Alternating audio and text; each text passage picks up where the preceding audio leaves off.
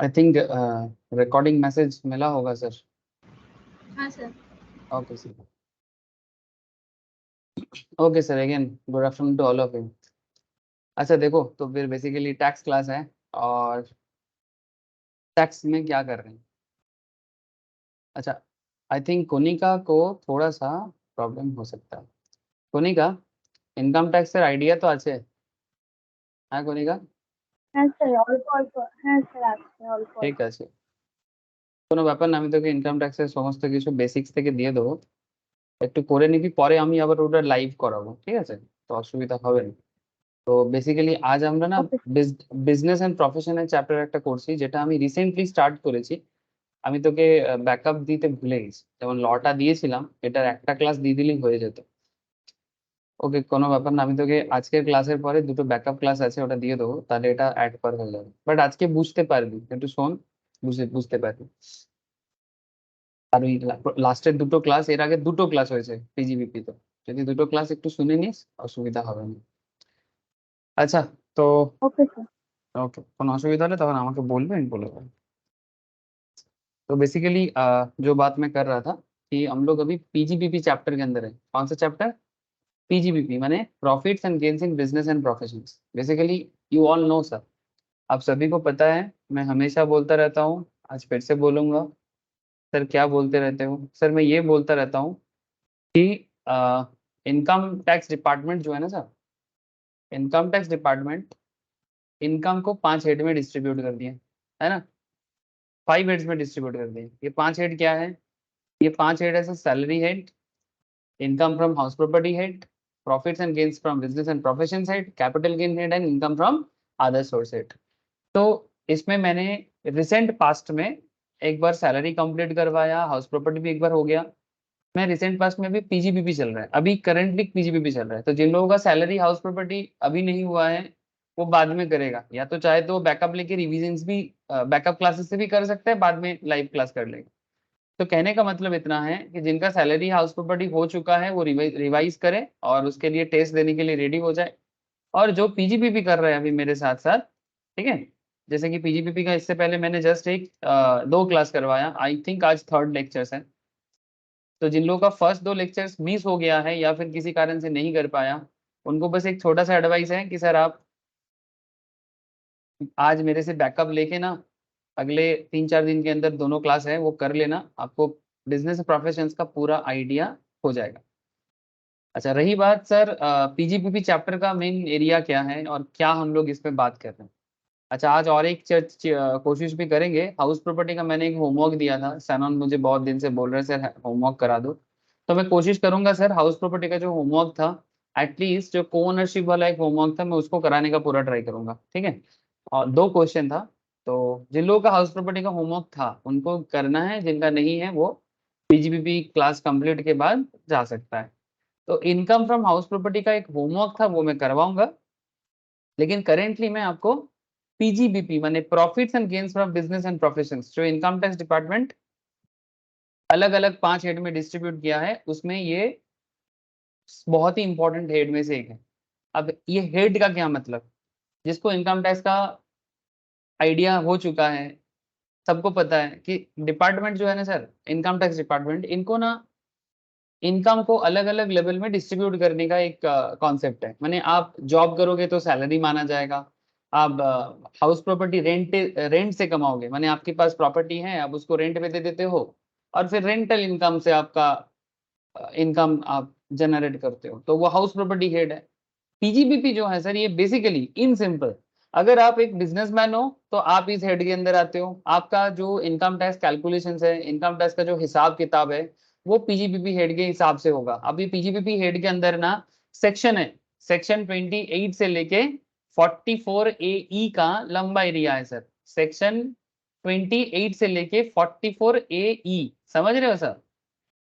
44 AE। अब हम लोगों को ना अगर पीजीबीपी को डिटेल्स में समझना है, जैसे कि देखो आप लोग प्रोफेशनल स्टूडेंट्स हो, तो प्रोफेशनल होने के नाते आपको ना A to Z हर चीज जानना पड़ेगा, ठीक है? A to Z everything. अब इसके अंदर क्या जानना है एक्चुअली सर, एक्चुअली यही जानना है कि ये जो सेक्शन 28 है उसपे से लेके सेक्शन 44 AE, उसके एक एक चीज में पीजीबीपी को ना एक्सप्लेन किया गया है, ठीक है? मैंने पीजीपीपी के अंदर क्या क्या चीजें हमें भी जानना पड़ेगा। जैसे लास्ट क्लास में मैंने आप लोगों को एक क्वेश्चन करवाया था, आई थिंक आप लोगों को याद है, एक मिस्टर शिवम वाला क्वेश्चन था, याद है सबको? हाँ सर, मिस्टर शिवम वाला एक क्वेश्चन मैंने आपको लास्ट वीक करवाया था, याद है किसी को भी? लास्ट मैंने Saturday actually. Okay sir, illustration 7, ठीक है। मिस्टर शिवम का एक क्वेश्चन था, जिस क्वेश्चन के अंदर आप लोगों ने देखा कि किस तरह से एक प्रॉफिट एंड लॉस अकाउंट होता है बिजनेस का, जिसको रेक्टिफाई किया जाता है। यानी बिजनेस बेसिकली अपना कैलकुलेशंस करते हैं, अपना अकाउंट्स करते हैं। बिजनेस से अकाउंट्स करके ये पता चल जाता है ना कि आखिर कितना प्रॉफिट हुआ है। लेकिन इनकम टैक्स डिपार्टमेंट कहते हैं, इनकम टैक्स डिपार्टमेंट ये कहता है कि जो भी प्रॉफिट बिजनेसमैन कैलकुलेट किया है, उस प्रॉफिट में थोड़ा बहुत इधर उधर हो सकता है। इधर उधर माने कुछ गलतियां रह सकता है। तो डिपार्टमेंट जो है, माने इनकम टैक्स डिपार्टमेंट जो है, वो अपना ही एक तरीका बता के रखा, ठीक है, जिसको हम लोग बोल सकते हैं sir profit and loss account को रेक्टिफाई करने वाला कॉन्सेप्ट। क्या कॉन्सेप्ट है? जो मैंने आपको फॉर्मेट में भी बताया था, पीजीपीपी का पहला लेक्चर सुनोगे, वहां पर मैं आपको पूरा फॉर्मेट बता के रखा कि सर क्या ऐड होना चाहिए और क्या लेस होना चाहिए, किसके साथ? सर प्रॉफिट के साथ। आपका जो भी प्रॉफिट बनेगा, उस प्रॉफिट के अंदर, जैसे ये क्वेश्चन के अंदर 50,000 का प्रॉफिट था, ये जो शिवम वाला क्वेश्चन था, 50,000 का प्रॉफिट मिस्टर शिवम ने किया था। लेकिन इनकम टैक्स के हिसाब से काफी सारा चीज ऐड और काफी सारी चीजें लेस करने का जरूरत पड़ा, ठीक है। हमें कुछ चीजें ऐड करने की जरूरत पड़ा, कुछ चीजें हमें लेस करने का जरूरत पड़ा। फिर जाके मेरा प्रॉफिट जो है वो रेक्टिफाई हुआ, और उसके बाद हमें पता चला कि मेरा इनकम जो है, वो मेरा इनकम कितना बन गया था सर? हमारा इनकम बन गया था 1,30,900, ठीक है। तो कुछ गड़बड़ था जिसको सुधारना पड़ा as per business and profession rules, ठीक है, as per business and profession rules. मैं जो कुछ भी बता रहा हूँ आपको, ये पीजीपीपी जो इनकम टैक्स डिपार्टमेंट का रूल है, उस रूल के हिसाब से आपको मैं बता रहा हूँ, ठीक है। इनकम टैक्स मतलब इनकम टैक्स डिपार्टमेंट पीजीपीपी में सेक्शन वाइज आपको मेंशन करके दिया है कि भाई हमें यहाँ पर ऐसा करना चाहिए। तो जो कुछ भी हुआ था as per income tax department rules के हिसाब से। तो टैक्स जो है ये एक रूल बेस्ड पेपर है, यहाँ पर आपको प्रैक्टिकल एंड प्रोविजंस, थ्योरी नहीं बोलेंगे सर, लॉ का प्रोविजंस है। तो जो कुछ भी होता है एज पर प्रोविजंस होता है। आपका जो भी ऐड होता है, लेस होता है, प्लस होता है, माइनस होता है, इनटू होता है, डिवाइड होता है, everything as per income tax rule. तो आपको टैक्स में जो मेहनत करना पड़ता है, वो मेहनत और कुछ भी नहीं, वो बेसिकली रूल का मेहनत है।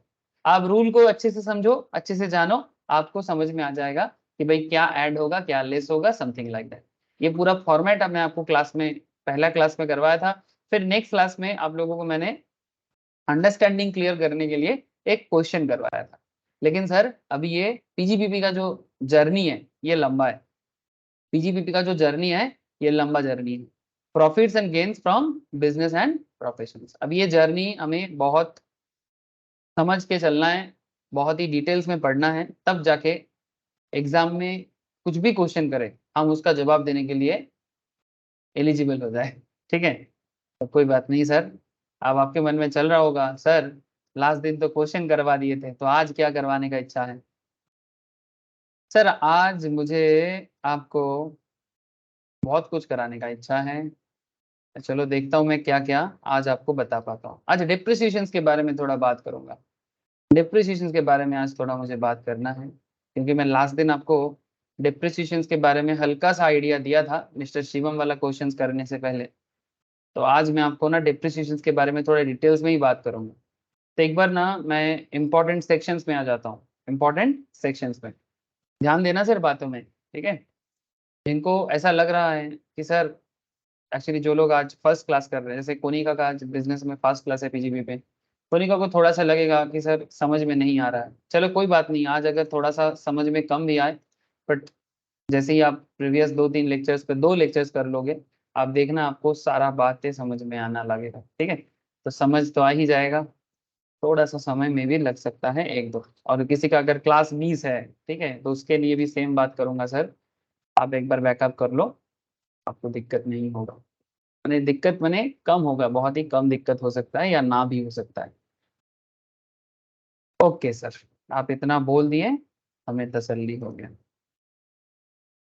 तो जैसे कि इंपॉर्टेंट सेक्शंस, ऐसे सारा सेक्शंस, बहुत सारे सेक्शंस है, 28 से लेके 44 AE तक और एक एक्स्ट्रा सेक्शंस भी आप देख रहे हैं यहाँ पर, मेथड ऑफ अकाउंटिंग बोल के, सेक्शन 145। अब आपको मैं थोड़ा सा मेथड ऑफ अकाउंटिंग में ना थोड़ा सा और डिटेल्स बताना चाहता हूँ। मैंने ये जो profits and loss, sorry profit and loss नहीं बोल रहा हूँ, profits and gains in business and professions जो है, ये बेसिकली एक बिजनेस का अकाउंट से पाया जाता है। आप लोगों को पता है ना बिजनेसमैन क्या करते हैं, अकाउंट्स मेंटेन करते हैं। अकाउंट्स मेंटेन करके वो अपना पीएल बनाते हैं, है ना। अरे पीएल बना देंगे नहीं, फिर पीएल में वो प्रॉफिट रेडी करता है। अब प्रॉफिट रेडी करेगा तो प्रॉफिट ही तो बिजनेस का इनकम होता है ना। तो वही सब चीजें इन अकाउंट्स का पार्ट है। तो फिर आपको एक सवाल का बड़ा जवाब देना है सर, कि अकाउंट्स जो करेगा बिजनेस के लिए वो प्रॉफिट जनरेट करने के लिए करेगा, लेकिन इनकम टैक्स वाले भी यहाँ पर कुछ बातें कर लेते हैं, जिसको ना वो मेथड ऑफ अकाउंटिंग के अंदर कुछ प्रोविजंस बताते हैं। Income chargeable under this head माने PGBP shall be computed in accordance with the method of accounting. Account करने का दो मेथड है सर, ये तो क्लास 11 वाला बात है, या फिर फाउंडेशन वाला बात है। जो लोग फाउंडेशन का पढ़ाई किए हो या क्लास 11 में भी पढ़े हो, वहां पर भी वो सुने होगा कि कैश और मार्केंटाइल दोनों बेसिस में अकाउंट्स मेंटेन होते हैं, है ना। ये बात मैं लास्ट क्लास में बता रहा था कि सर एक होता है कैश बेसिस अकाउंटिंग, एक होता है मार्केंटाइल बेसिस अकाउंटिंग। कैश माने रिसीव बेसिस, बिजनेस से कैश आएगा, बिजनेस का कैश जाएगा तो उसका एंट्री होगा। और मार्केंटाइल माने जो आया नहीं उसका भी एंट्री होगा, माने ड्यू बेसिस। ठीक है, ड्यू बेसिस माने जिसको हम लोग एक्रुअल बेसिस भी बोलते हैं, एक्रुअल बेसिस ऑफ अकाउंटिंग। ऐसे कि नॉर्मली क्या होता है, या तो पेड होगा या तो रिसीव्ड होगा, ये होता है कैश। ठीक है, एक होता है पेबल एंड रिसीवेबल। समझ रहे हैं ना सर बात को आप लोग, पेड एंड रिसीव भी होता है और पेबल एंड रिसीवेबल ये भी होता है। रिसीव, ये जो एबल का बात हो गया ना, पेबल रिसीवेबल ये सब क्या हो गया, मतलब ये मार्केंटाइल ड्यू बेसिस, माने जो पैसा आएगा, आया नहीं, जो पैसा जाएगा, गया नहीं। ठीक है, वो सारा चीज मार्केंटाइल कॉन्सेप्ट में आता है। तो अभी ये अकाउंटिंग कॉन्सेप्ट के अंदर आपको ना थोड़ा सा इनकम टैक्स का और भी चीजें मैं बताने वाला हूँ। तो क्या बताऊंगा, ध्यान से सुनो, ध्यान से सुनो सर, बहुत इंपॉर्टेंट बातें हैं। यहाँ से शॉर्ट क्वेश्चंस भी आ सकता है, जिनका शॉर्ट क्वेश्चंस का सिस्टम है। ठीक है, और आपको अंदर का नॉलेज भी मिलेगा। जैसे कि मेथड ऑफ अकाउंटिंग का जो मैं बात कर रहा हूँ, इसमें अकाउंट्स में क्या बना जाता है। जैसे लास्ट दिन मैंने आपको मिस्टर शिवम का एक क्वेश्चन करवाया है ना, मिस्टर शिवम का एक क्वेश्चन करवाया था। इस शिवम के क्वेश्चन के अंदर अगर आप देखो, कहाँ चला गया शिवम जी का question, I think this one, आप देख सकते हो sir, it's just a PL. ये क्या था, mister Shivam a retail trader of coaching. ठीक है, कोचिंग में उसका ट्रेडिंग था, बिजनेस करता है। उसका trading and profit and loss account आपको दे दिया था। यही पीजीपीपी का स्टैंडर्ड क्वेश्चन होते हैं, यानी स्टैंडर्ड जो पीजीपीपी फॉर्मेट होते हैं वो यही है। लेकिन सर इसके अलावा और भी अलग अलग टाइप्स है, ये तो बस एक स्टैंडर्ड में बताया। लेकिन ये स्टैंडर्ड क्वेश्चंस के अलावा और भी types of questions PGPP generate करता है, जो कि मैं आपको क्लास में आगे आगे डिस्कस करूंगा। ठीक है, दिल थाम के बैठियो सर, बहुत सारा चीज बात करना बाकी है। अभी तो फ्लाइट टेक ऑफ भी नहीं किया, नहीं सर टेक ऑफ कर दिया, लेकिन अभी आसमान में और ऊपर जाना है, फिर धीरे धीरे नॉर्मल होना है, बहुत काम है बाकी है, मतलब पीजीपीपी चैप्टर में। तो मिस्टर शिवम का इस क्वेश्चन के अंदर मैं आपको बस एक चीज बताऊंगा, जो लोग ये लास्ट क्लास किया था वो लोग ये क्वेश्चन सॉल्व किया था, उसमें आप देख सकते हो कि यहाँ पर एक पीएल का हिसाब दिया है, जिसमें opening stock, sales, purchase, closing stock, gross profit, salary, मैंने जो खर्चा है। ठीक है, this is the expense side, है ना, ये एक्सपेंस का साइड है, ये इनकम का साइड है। तो आपको प्रॉफिट एंड लॉस अकाउंट तो पता ही है। ठीक है, अब प्रॉफिट एंड लॉस अकाउंट के हिसाब से जो अकाउंट्स में होता है, उसके हिसाब से आप यहाँ पर देखो कि मिस्टर शिवम ने अपना प्रॉफिट कैलकुलेट कर लिया था। तो ये क्या है, मेथड ऑफ अकाउंटिंग है। लेकिन पीजीपीपी आपको क्या सिखा रहा था, इनकम टैक्स डिपार्टमेंट, कि इस प्रॉफिट में कुछ गड़बड़ है। क्या गड़बड़ है, बिकॉज इसके अंदर ऐसा ऐसा खर्चा दिखाया गया जो खर्चा बिजनेस को डेबिट नहीं करना चाहिए था। क्या नहीं करना चाहिए था, डेबिट नहीं करना चाहिए था। डेबिट बने एक्सपेंस को शो करना, और कुछ ऐसा इनकम भी है जो बिजनेस का इनकम नहीं है। तो जो भी आपका बिजनेस का नहीं है उसको आपको एक्चुअली एडजस्ट करना पड़ेगा। जैसे आपको याद है लास्ट क्लास सैटरडे वाला, जहां पर आपने ये चीज देखा था कि शेयर सेल करके बंदा शेयर खरीदते ना, शेयर मार्केट में शेयर परचेज करके शेयर में लॉस हो गया, शेयर जब सेल किया तो उसमें जो लॉस है वो लॉस कैपिटल गेन चैप्टर का पार्ट है सर, ये इनकम टैक्स के अंदर ही आता है, बट ये कैपिटल गेन ट्रेड इसका एडजस्टमेंट करता है। ये जो loss on sale of shares, ये बिजनेस का लॉस नहीं है, तो फिर आप इसको बिजनेस का लॉस क्यों दिखा रहे थे? नहीं दिखाना चाहिए ना। दिखाया चीजें हैं, आपको पता है, ठीक है। जैसे बहुत सारे ऐसे एक्सपेंसेस है जो आपका जनरल एक्सपेंस ठीक है, बट इसके अंदर कुछ अमाउंट था जो आपका बिजनेस का पार्ट नहीं है। जैसे ये देखो डिविडेंड इनकम, ठीक है, ये यूटीआई से डिविडेंड इनकम मिला था आपको। आपको पता है ना सर, डिविडेंड इनकम आपका बिजनेस का इनकम नहीं है, ये अदर सोर्स में जाता है, ठीक है। ये सब आइडेंटिफिकेशन धीरे धीरे डेवलप हो जाएगा, आप लोगों को चैप्टर वाइज डेवलप हो जाएगा कि किस चैप्टर में कौन सा इनकम आता है और कौन सा इनकम नहीं आता है, कौन सा खर्चा आना चाहिए, कौन सा खर्चा नहीं आना चाहिए। तो इसको रेक्टिफाई करना पड़ा, जो मैं आपको लास्ट दिन समझाया था। आगे और क्वेश्चन करेंगे तो और समझ में आ जाएगा। लेकिन मैं आपको क्यों दिखाया, वापस यही बात क्यों किया, मन में सवाल चल रहा है ना, चलना चाहिए, ठीक है। मन में क्वेश्चन होना चाहिए कि सर आप वापस वही शिवम वाला क्वेश्चन पे क्यों चले गए। मैं क्वेश्चन पे नहीं आया, मैं अकाउंटिंग में आया, मेथड ऑफ अकाउंटिंग में आया। अब आपको मैं इनकम टैक्स का कुछ प्रोविजंस में बात करूंगा, ठीक है। आप ध्यान से समझिएगा कि डिपार्टमेंट जो है वो ये बताना चाहता है कि मेथड ऑफ अकाउंटिंग, जिसको इनकम टैक्स एक्ट ने सेक्शन 145 सबसेक्शन 1 के अंदर बताया, जो कि पीजीबीपी का मेन सेक्शन नहीं है। पीजीबीपी का मेन सेक्शन तो 28 से स्टार्ट होता है, 44 ए तक इसका बोलबाला चलता है, बीच में बहुत सारे और भी हैं, ठीक है। टू बोला सर, दो कोई ऐसा नहीं कि दो सेक्शन है, बहुत सारे और भी हैं। Now the question is that sir ये 145 सबसेक्शन 1 मेथड ऑफ अकाउंटिंग क्या कहना चाहता है। सुनो सर, थोड़ा सुनो, पेशेंस बहुत जरूरी होता है, लॉ पढ़ना है, टैक्स है ना। Under section 145 subsection 1 income chargeable under this heads PGBP माने profits and gains of business और प्रोफेशंस और income from other source shall be computed in accordance with either the cash or mercantile system or accounting regularly employed by the SSC। ठीक है, माने किससे accounting maintain करेगा, जो SSC कौन होते हैं, ये सब इनकम टैक्स का बेसिक चर्चा है ना। जो लोग ऑलरेडी इनकम टैक्स पहले कॉलेज लेवल में पढ़ चुके हो उनको भी पता है, जो पहले मेरे पास एकदम बेसिक कर लिया दे ऑल्सो नो।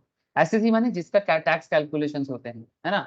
अगर मिस्टर मिस्टर जो भी करवा लो माने मिस्टर एक्स, ठीक है, मिस्टर एक्स का अगर टैक्स कैलकुलेशंस हो रहा है तो मिस्टर एक्स को एसएससी कहलाता है, ठीक है।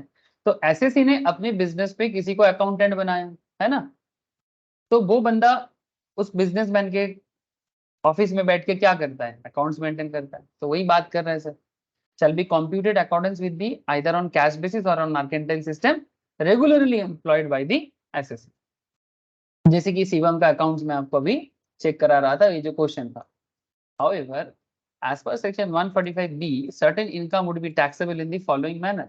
अब इसके अंदर भी ना कुछ मैनर मेंशन किया है कि कुछ इनकम ऐसे हैं उसको थोड़ा अलग वे से मेंटेन करना चाहिए, ठीक है। मैं समझाता हूँ क्या है, क्यों बोला, 145B क्या है ना, आपको धीरे धीरे समझ में आ जाएगा। जैसे कि interest received by an assessee on compensations और an enhanced compensation shall be deemed to be the income of the year in which it is received. Such income is taxable under the head income from other source. जैसे ये आपको थोड़ा समझना है sir, interest received by an assessee on compensations और an enhanced कंपेंसेशंस।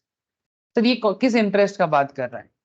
Sir ये basically government कई बार किसी पब्लिक से मानो कोई जमीन वगैरह लेता है, ठीक है, या फिर उनको जितना पेमेंट करना चाहिए था। आपको पता है गवर्नमेंट एक्विजिशन करते हैं लैंड वगैरह, अगर कहीं पर भी सरकारी कोई प्रोजेक्ट बनता है तो सरकार क्या करता है, सरकार बोलते है कि भाई ये जमीन खाली करो, आपको बदले में पैसा दिया जाएगा, ठीक है।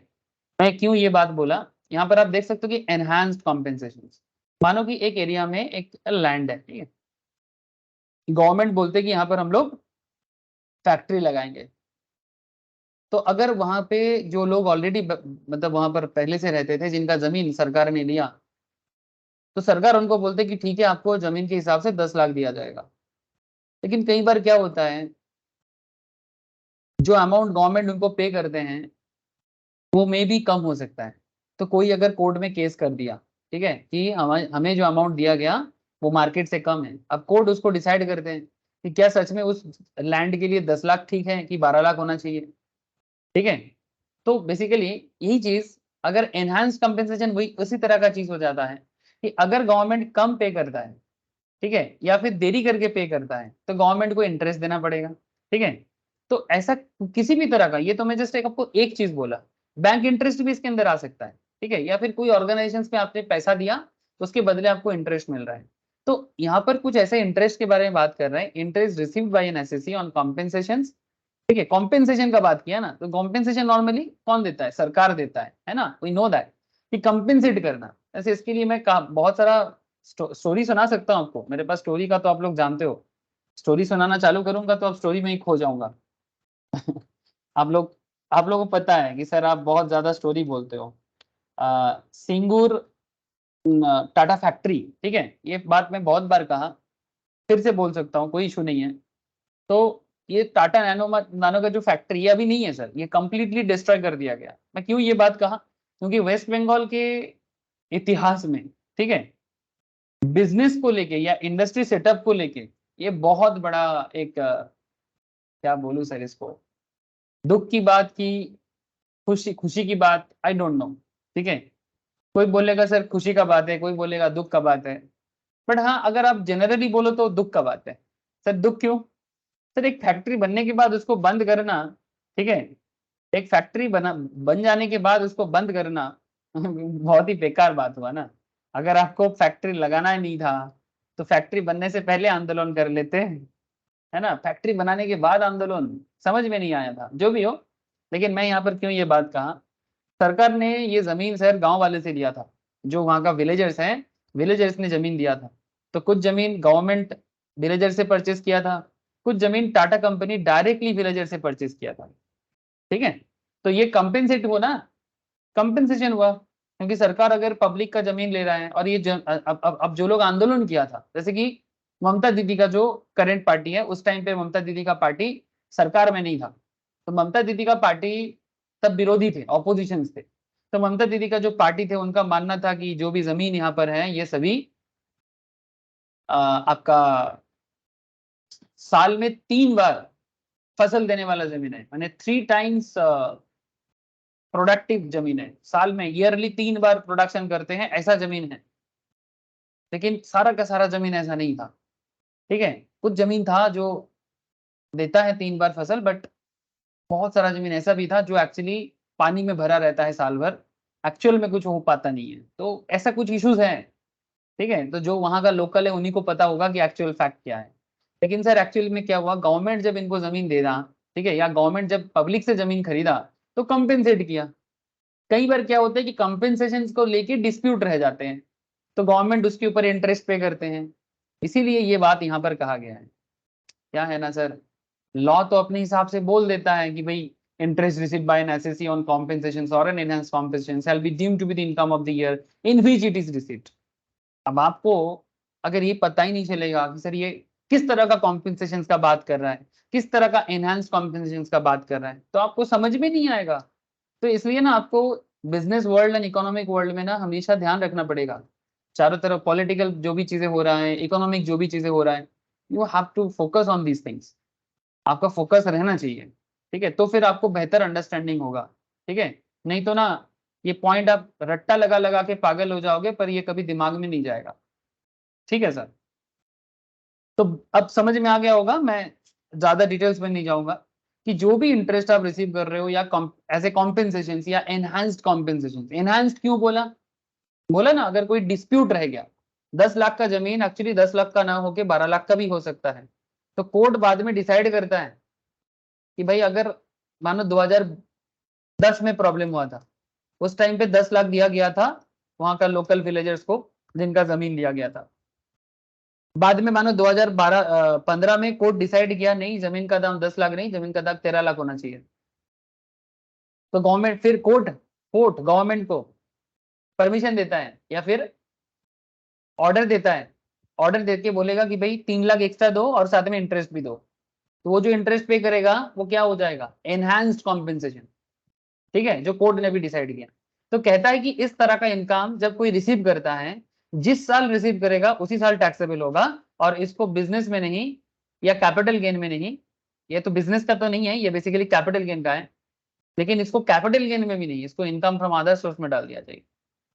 5 हेड है ना, 5 हेड है, salary, house property, PGBP, capital gain, other source. तो ये जो इनकम है इसको अदर सोर्स में डाला जाएगा, ये इनकम टैक्स डिपार्टमेंट कह रहा है। बस अब बहुत सारा पॉइंट में ये लोग रैंडम वे में बात करता है, ये लोग का बात करने का तरीका बड़ा रैंडम है, कहाँ से क्या प्रैक्टिकल कनेक्शन नहीं है ना किसी का, दुनिया भर का खबर नहीं रखता है, खबर रखना है, ठीक है, तो वो थोड़ा सा ना मुश्किल में पड़ जाएगा। Income refer to in section 2 subsection 24 clause कितना है सर, 17 18, ठीक है, ये लैटिन है, रोमन लैंग्वेज है ना, तो clause 18 that is assistance in the form of a subsidy और ग्रांट और कैश इंसेंटिव्स और ड्यूटी ड्रॉबैक और वेवर और कंसेशंस और reimbursement by whatever name called by central government or state government or any authority or body or agency in cash or kind to the assessee shall be deemed to be the income of the previous year in which it is received if not charged to income tax of any earlier previous year, तो अभी charge होगा। अब आपके मन में फिर से सवाल है, सर ये भी किस तरह का इनकम है, किस इनकम के बारे में बात कर रहा है गवर्नमेंट, सर ये किस तरह का इनकम है, section 2 subsection 24 clause 18। Sir government कई बार किसी किसी को असिस्टेंस करता है, पैसा देता है, इसको ग्रांट बोलते हैं। सरकारी ग्रांट माने क्या, जिसको हम लोग बंगाली में बोलते हैं अनुदान, अनुदान समझते हो, हाँ, जो लोग बंगाली आजकल तो सब अपना अपना लैंग्वेज भी सब भूल गए, हिंदी बंगाली किसी को कुछ आता नहीं है, इंग्लिश भी किसी किसी का भयंकर है, किसी किसी का बहुत अच्छा है, ठीक है, माने क्या है ना, हम लोग अपना भाषा भी भूल रहे हैं और बाहर का भाषा को अपना बना के उसमें भी थोड़ा कंफ्यूज हो गए हैं। चलो कोई बात नहीं, जो है वो तो है। तो income refer to in section 2 subsection 24 clause 18 that is assistance in the form of subsidy. Subsidy सरकार क्या करते हैं ना, कई बार कम रेट में लोन प्रोवाइड करना, या फिर जैसे एलपीजी में चलता था, अगर गैस का मार्केट प्राइस 1500 होता है तो सरकार आपको वही गैस 1000 में देगा, लेकिन अभी गैस में एलपीजी में सब्सिडी हटा दिया ना। तो इसी तरह का बात करें कि इनकम रेफर्ड अगर आपको सब्सिडी के तौर पे, ग्रांट के तौर पे, कैश इंसेंटिव के तौर पे, ड्यूटी ड्रॉबैक माने अगर आपका टैक्स बनता है तो सरकार उसको हटा देता है, वेवर माने ड्यूटी, ड्यूटी माने टैक्स होता है सर, ड्यूटी माने tax, English is very interesting language sir, ठीक है, ड्यूटी माने आप लोग सोच रहे हो कि जो कर्तव्य होता है उसको ड्यूटी बोलते हैं, लेकिन यहाँ पर ड्यूटी का मतलब क्या हो गया, टैक्स हो गया।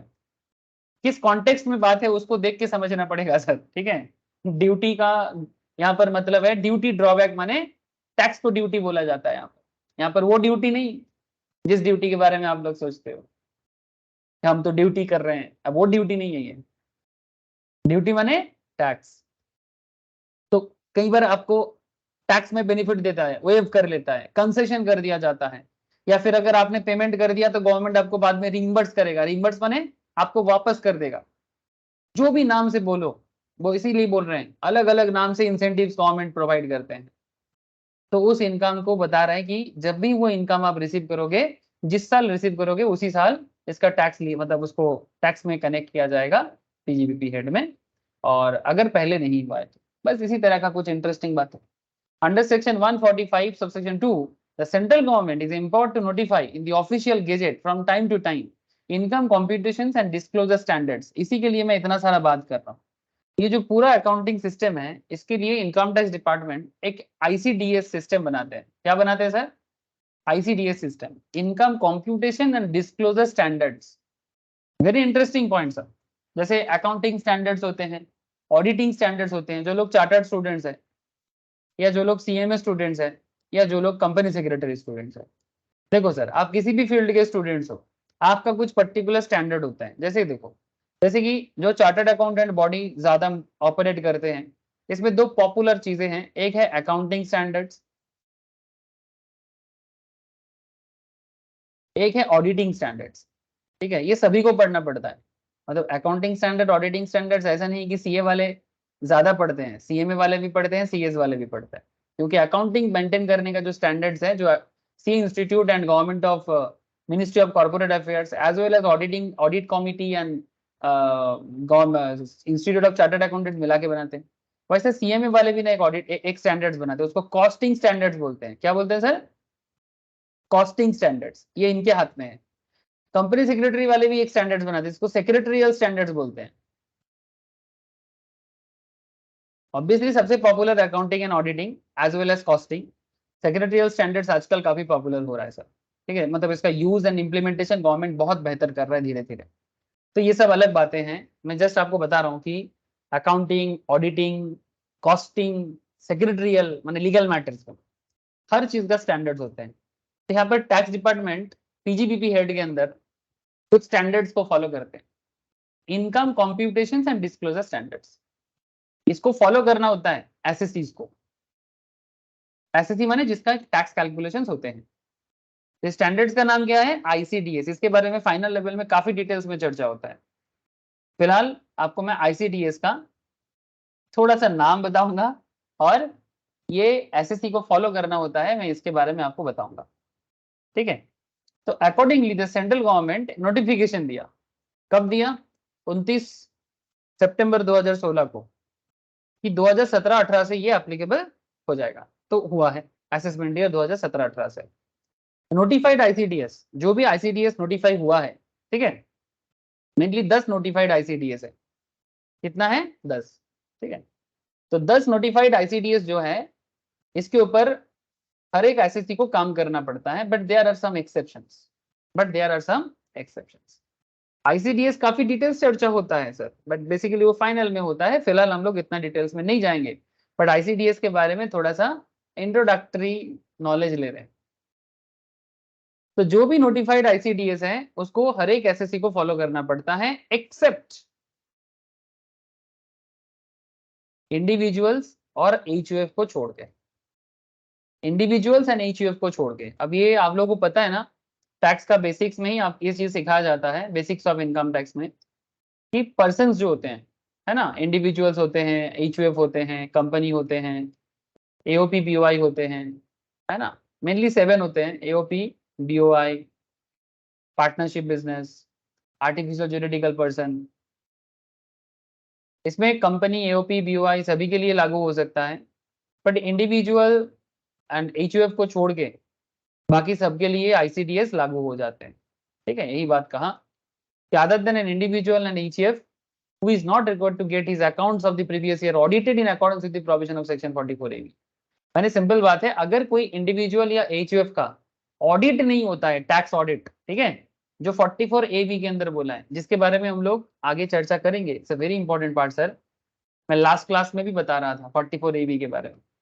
44AB उनके लिए होता है जिनका बिजनेस में टर्नओवर 1 करोड़ के ऊपर होते हैं। ठीक है, अगर कोई कंपनी है तो उसके लिए तो मैंडेटरी हो ही जाता है, बट अगर मैं बिजनेसमैन का बात करूं तो नॉर्मल इंडिविजुअल्स के केस में अगर वो 1 करोड़ के ऊपर का बिजनेस करता है, एनुअल टर्नओवर, अगर वो 50 लाख से ऊपर का रिसिप्ट करता है, ग्रॉस रिसिप्ट, प्रोफेशनल्स वाले, तो उनको ऑडिट करवाना पड़ेगा। चार्टर्ड अकाउंटेंट जो होते हैं, प्रैक्टिसिंग चार्टर्ड अकाउंटेंट, उनसे आप अपना अकाउंट्स को ऑडिट करवा दो, माने पीएल बैलेंस शीट को ऑडिट करवा दो और उसके ऊपर इनकम टैक्स भी फाइल कर दो।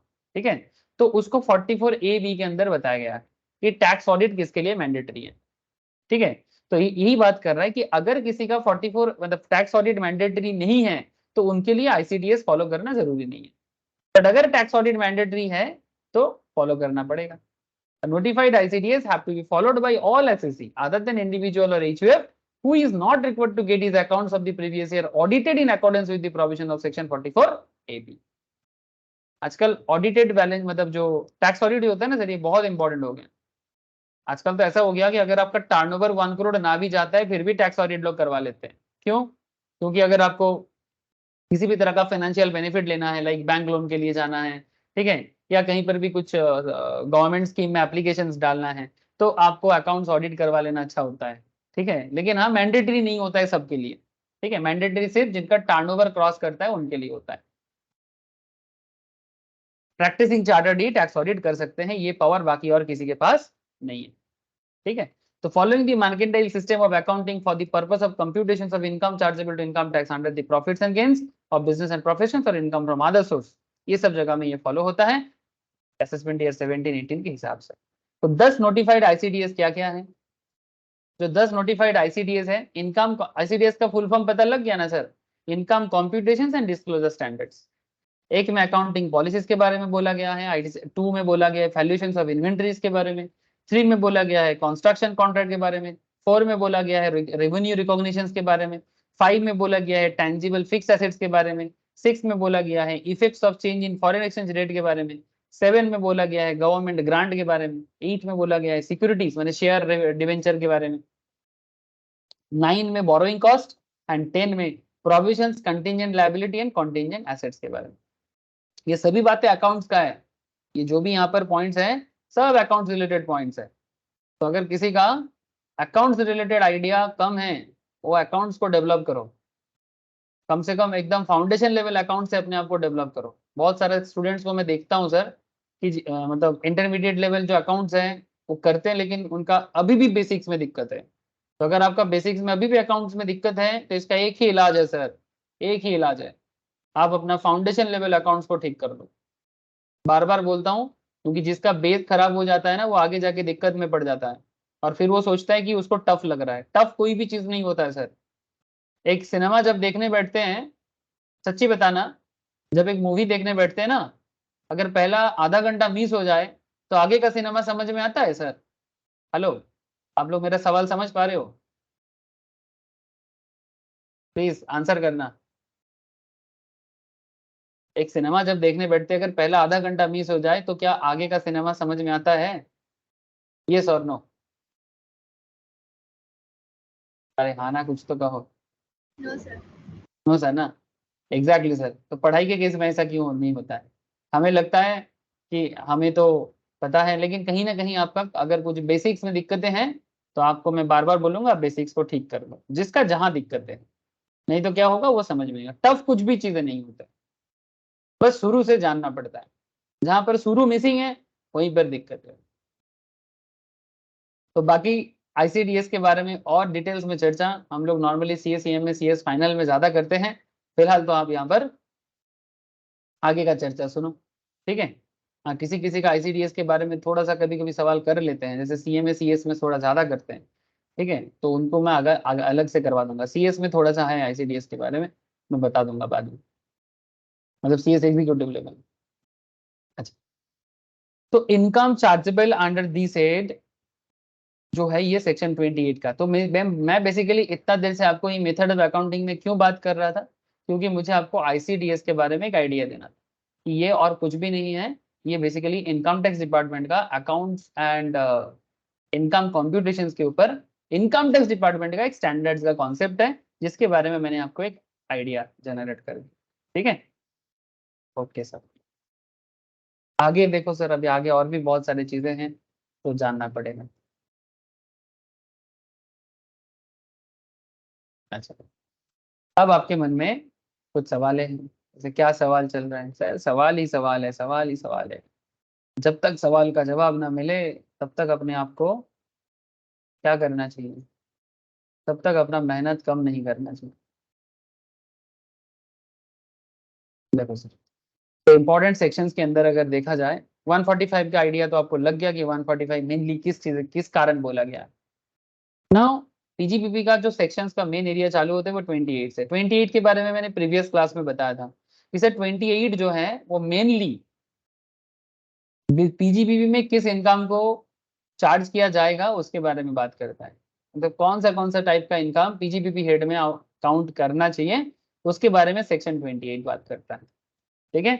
आप चाहो तो समरी नोट से भी इसके बारे में पढ़ सकते हो, आप चाहो तो थोड़ा डिटेल्स नोट्स को भी फॉलो करके income chargeable under this head जो मैंने लास्ट क्लास में आप लोगों के साथ डिस्कस किया था, ठीक है? पॉइंट वाइज में जैसे और भी मौका मिलेगा मैं आपके साथ और चर्चा कर लूँ, ठीक है? मैं और चर्चा आपसे कर लूँगा, लेकिन अभी मैं थोड़ा सा 28 के बाहर निकलना चाहता हूँ। थोड़ा और चीजें हैं जिसके बारे में मैं बात करना चाहता हूँ, अब ध्यान से सुनना सर। तो सेक्शन 28 के बाद आता है सेक्शन 29, ठीक है? जो पीजीपीपी का बहुत ही वाइटल सेक्शन होता है। सर कितना वाइटल है ये? सर ये जो आपको मैं इतना देर से computation of income under the head PGPP के बारे में लास्ट क्लास में मैं क्वेश्चंस करवाया, तो पीजीपीपी का जो मेन कैलकुलेशंस होता है ना वो सेक्शन 29 में बोला गया है। और 29 और एक कारण से इंपॉर्टेंट है, 29 के अंदर ही बोला गया है 28 से लेके 30 एंड 43D तक का क्या डिटेल्स होगा। तो as per section 29 the income referred to in section 28 has to be computed in accordance with the provision of section 30 to 43D। मैंने बात को समझे सर? 28 हमें ये कहते हैं कि कौन सा इनकम को पीजीपी में इंक्लूड करना चाहिए, ठीक है? इसका डिटेल्स इसमें दिया है। 28 के अंदर 29 कहता है कि 30 से लेके 43D का जो एरिया है, ध्यान से सुनना, 30 से लेके 43D का जो एरिया है उसके प्रोविजंस के हिसाब से आपको कंप्यूटेशन करना है। ये बात 29 में बताया गया। ओके, अब तो फिर 29 और कुछ नहीं बताया, 29 बस इतना बताया कि हमारा जो कैलकुलेशंस होगा पीजीबीपी में वो 30 से लेके 43D का होगा। ठीक है, अब आगे बात करना है सर 30 क्या है, 43D का तो बहुत रास्ता है, 30 का बहुत बड़ा एरिया है, 31 है, 32 है, ठीक है, 35 का एरिया का बहुत इंपॉर्टेंट है, 35 के अंदर भी थोड़ा और भी चीजें हैं, जैसे 35D है, 35DDA है, ठीक है, 35 है, 35AD है, 35 आपका DDA मिलेगा, बहुत सारा चीज है सर। ठीक है, 35 के अंदर भी आपको काफी सारा, जैसे मैं आपको 35D मिलेगा आपको, फिर आपको 35DDA मिल जाएगा, उसके बाद आपको 36 का एरिया मिलेगा, उसके अंदर भी आपको 36 सबसेक्शन 1 क्लॉज 3 4 इसका 1 2 3 बहुत सारा है, मेनली 36 का एरिया है। फिर 36 जब खत्म होता है उसके बाद 37 आता है, ठीक है, 37 आता है, फिर 37 के बाद आ जाएगा आपका 40 का एरिया, ठीक है, 40 का एरिया जो इंपॉर्टेंट है वही बता रहा हूँ, फिर 40 के बाद आ जाएगा 44 वगैरह, 43 44 एटसेट्रा। ठीक है, तो आप समझ ही पा रहे हो, बड़ा है सर पीजीबीपी का जो एरिया कवर्ड है वो काफी डिटेल्स है, थोड़ा सा पेशेंस के साथ समय देना पड़ेगा। मैं आपको 44 AB में बात कर रहा था, ये रहा 44 AB टैक्स ऑडिट। ठीक है, अभी नहीं बोलूंगा सर, बाद में बोलूंगा। ठीक है, जस्ट आपको एक बताने का कोशिश कर रहा हूँ, टैक्स पढ़ना एक आर्ट है सर, मतलब ऐसे नहीं कि पढ़ना चालू कर दिया और सब समझ में आ गया, ऐसा नहीं होता है। टैक्स को समझना है तो टैक्स को कैसे पढ़ना है वो भी समझना पड़ेगा, माने how to read tax, that is a different approach. ठीक है, तो वो आपको समझने का मैं समझाने का कोशिश कर रहा हूँ। अब देखो एडमिसिबल डिडक्शन, तो सेक्शन 30 से लेके 43D यहाँ पर क्या बोला गया है सर, यहाँ पर सर जैसे सेक्शन 30 जो है वो एडमिसिबल डिडक्शंस के बारे में बात करता है। अब आपके मन में चल रहा है एडमिसिबल डिडक्शंस क्या है सर, कल मैं आपको एक क्वेश्चन करवाया था शिवम का, ठीक है, मिस्टर शिवम वाला एक क्वेश्चन था इलस्ट्रेशन 7 जो एज पर अवर नोट्स, वहां पर आपने क्या देखा कि एक प्रॉफिट एंड लॉस अकाउंट था जहां से हम लोग नेट प्रॉफिट को उठाया था, है ना, एक प्रॉफिट एंड लॉस अकाउंट था जहां से हम लोगों ने नेट प्रॉफिट को उठाया था, और फिर हम लोगों ने क्या किया, नेट प्रॉफिट को एडजस्ट किया। देखो यहाँ पर क्या लिखा है, इन एडमिसिबल एक्सपेंसेस, क्या लिखा है, इन एडमिसिबल एक्सपेंसेस माने जो पीएल में डेबिट नहीं होना चाहिए, माने जिस पर्टिकुलर खर्चा को या लॉस को आप अपने बिजनेस में डेबिट नहीं कर सकते, not allowable, thank you sir, very good sir, it's a not allowable, in admissible या नॉट अलाउेबल, ये भी बहुत ही अच्छा वर्ड आपने यूज किया। ठीक है, तो प्रॉफिट में कुछ ऐसा चीजें आते हैं पीएल कैलकुलेशंस के अंदर जो हमें अलाउड नहीं किया जाता, और कुछ सर्टेन ऐसा खर्चा भी आता है जिसको अलाउ किया जाता है, जिसको हम लोग क्या बोलेंगे, अलाउेबल, है ना। तो यहाँ पर आप ध्यान से फिर से देखो एक बार, ये जो सेक्शन 30 है यहाँ पर क्या बोला, इनएडमिसिबल बोला कि एडमिसिबल बोला,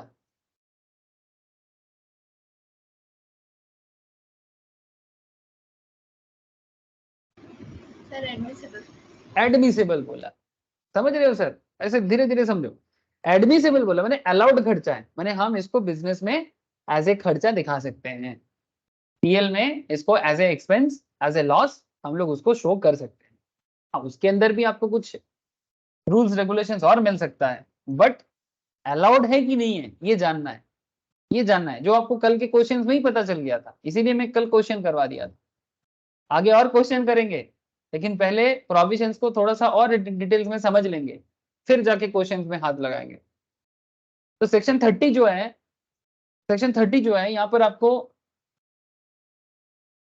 amount paid on account of rent, rates, taxes, repairs, ठीक है, not including expenditure in the nature of capital, capital expenditure होगा तो उसको नहीं लेना है, जैसे अब इसके अब फिर से देखो अकाउंट्स का नॉलेज, अकाउंट्स में आपको पता है ना, एक होता है कैपिटल एक्सपेंस, एक होता है, बोलो, और क्या होता है, revenue expense. Thank you sir. तो क्या कैपिटल एक्सपेंस को पीएल में डिबेट किया जाता है? कैपिटल एक्सपेंडिचर लाइक अगर आपने एक मशीन परचेज किया 10 लाख से, तो क्या आप टू मशीन परचेज बोल के 10 लाख दिखा देते हो क्या पीएल में? हेलो, या फिर टू एक्सपेंस बोल के पीएल में दिखा देते हो 10 लाख, ऐसा करते क्या? बोलो सर, ये अकाउंटिंग है। हम लोग शो कर देते हैं ऐसा, अकाउंट्स में कर देते हैं ऐसा, 10 लाख का मशीन बोल के खर्चा दिखा देते हैं? नहीं सर, ना सर। क्या करते हैं फिर? बैलेंस शीट में एसेट में लिखते हैं। पीएल में क्या करते हैं? बैलेंस शीट में एसेट में दे देते हैं, डेप्रिसिएशन करते हैं। पीएल में इसका डेप्रिसिएशन देते हैं, क्योंकि एसेट होगा तो उसका डेप्रिसिएशन होगा। Very good sir. जैसे आपके पास जो मोबाइल है, ठीक है, चलो किसके पास मोबाइल है, चलो आयन को ही पूछ लेते हैं। आयन, तुम्हारे पास जो फोन है तुम उसको कितने दाम पे लिया था? बोलना, कुछ नहीं होगा। 10,000 सर। 10,000। कितना दिन पहले लिया था? 1 साल। अगर आज तुम उस फोन को मुझे बेचोगे तो क्या मैं तुमको 10,000 पेमेंट करूंगा? नहीं सर, कितना दाम दूंगा? 5,000। 5,000। तो सर 10,000 का फोन 5,000 हो गया, तो बीच का मिडिल का ये 5,000 कहाँ चला गया? डेप्रिसिएट कर दिया सर। वेरी गुड सर, ठीक है, वेरी गुड। इसको बोलते हैं नेचुरल वेयर एंड टियर के कारण किसी एसेट का वैल्यू डिटोरिएट होना। You all know that sir. Even accounts में डिप्रिसिएशन अकाउंटिंग बोल के एक चैप्टर भी होते हैं, वहां पर तो और डिटेल्स में सिखाया जाता है। इसलिए अकाउंट्स का सेंस होना बहुत जरूरी होता है सर, कॉमर्स का कोई भी पेपर को अंडरस्टैंड करने के लिए। आजकल बहुत सारे लोग स्ट्रीम चेंज करके आते हैं, मेरे को बहुत सारे लोग फोन करते हैं, तो वो ना डायरेक्टली इंटरमीडिएट में आना चाहता है, ठीक है, ग्रेजुएशन के बाद। जैसे सीएमए वाले में ज्यादा ऐसा चल रहा है, इवन सीए में भी आ रहा है, ठीक है, सीए में भी डायरेक्ट एंट्री, ठीक है। तो मैं पूछता हूँ कौन सा स्ट्रीम, तो कोई बोलता है साइंस है, कोई बोलता है आर्ट्स है। तो मैं बोलता हूँ कि आप फाउंडेशन पढ़ लो ना, ठीक है। तो बोलते हैं सर टाइम वेस्ट हो जाएगा। तो आप समझ रहे हो, अगर कोई आर्ट्स का स्टूडेंट साइंस या आर्ट्स का स्टूडेंट डायरेक्टली सीए इंटरमीडिएट में या सीए में इंटरमीडिएट में एंटर करता है, उसका क्या क्या हालत होगा उसका।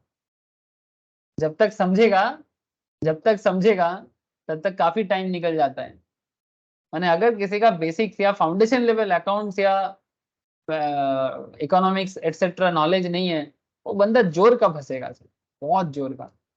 मतलब उसको उस चुंगल से निकलना मुश्किल हो सकता है आगे जाके। फिर वो क्या करेगा, फिर बोलेगा सीए कोर्स हमारे बस का नहीं है, सीए में हमारे बस का नहीं है, या फिर कोर्स के ही नाम बदनाम कर देगा कि पास नहीं कराता है। मैं उनको बोलता हूँ नहीं, स्ट्रीम चेंज करने में कोई बुराई नहीं है। आपको जब जब जागो तब सवेरा, ठीक है। आपको अगर इंटरेस्ट आ गया तो क्यों नहीं आना चाहिए, लेकिन उस पर्टिकुलर करियर को चूज करने के टाइम पे आप उस करियर का बेस में तो जाओ, नहीं तो फंसोगे सर। अपने अगर दोस्त लोग हैं जो सोच रहे हैं ना, अब उनको जरूर सजेस्ट करना कि सर ठीक है तुम स्ट्रीम चेंज कर रहे हो, तुम डायरेक्ट एंट्री कर रहे हो, वो भी बिना बीकॉम करके, ठीक है, या बिना कॉमर्स पढ़ के, तो आप पहले ना प्लीज फाउंडेशन पढ़ लो। भले ही आप एग्जाम ना दो बट फाउंडेशन पढ़ो तो सही। मैं इसलिए बोल रहा हूँ कि बहुत सारे लोग, दिमाग खाता है सर, मैं इसीलिए बोल रहा हूँ, ठीक है। चलो कोई बात नहीं। तो आई होप कि आपको समझ में आ गया कैपिटल एक्सपेंडिचर जो होता है ना, जो कैपिटल एक्सपेंडिचर होते हैं, मेरा अकाउंट्स का क्लास में फिर से स्टार्ट करूंगा, बेसिक्स ऑफ अकाउंट्स, जो बहुत ही गजब का होता है कॉन्सेप्ट का, फाउंडेशन लेवल के लिए मेनली होता है, बट काफी सारे intermediate student as well as non commerce background students वो करते हैं सर, है ना, उनको करना भी चाहिए। तो कैपिटल एक्सपेंडिचर को यहाँ पर इंक्लूड नहीं करने के बारे में बात कर रहे हैं, माने ये वो खर्चा है जो बेसिकली रेवेन्यू नेचर का है, ठीक है, यही बात करना चाहते हैं। ये जो वही खर्चा को हम पीएल में यहाँ पर अलाउड कर रहे हैं इनकम टैक्स वाले, जो कैपिटल नेचर का नहीं होगा बल्कि रेवेन्यू नेचर का होगा। ओके, तो rent, rate, taxes, repairs etcetera, and insurance for building use for the purpose of business और professions etcetera. In case the premises are occupied by the assessee as a tenant, अगर तुम as a tenant किसी property को use करते हो, ठीक है, tenant माने भाड़ा में लिए हो, the amount of repair would be allowed as deductions, माने आप अगर टेनेंट हो और आप अपने खर्चे से बिल्डिंग के पीछे खर्चा कर रहे हो जहां पर तुम्हारा बिजनेस है, वो खर्चा भी अलाउड खर्चा है, only if he has undertaking to bear the cost of repair to the premises. माने अब यहाँ पर समझना है सर, नॉर्मली ये जो लैंडलॉर्ड टेनेंट वाला रिलेशन होते हैं उसमें टेनेंट का बेसिक काम होता है सर वो भाड़ा देगा, है ना, वो रेंट पे करेगा और घर को यूज करेगा, ये सर नो, टेनेंट रेंट पे करते हैं, लैंडलॉर्ड टेनेंट रेंट रिसीव करते हैं। तो आप मुझे बताओ अगर बिल्डिंग में रिपेयर वगैरह करना है तो वो बिल्डिंग का रिपेयर लैंडलॉर्ड करना चाहिए कि टेनेंट करना चाहिए?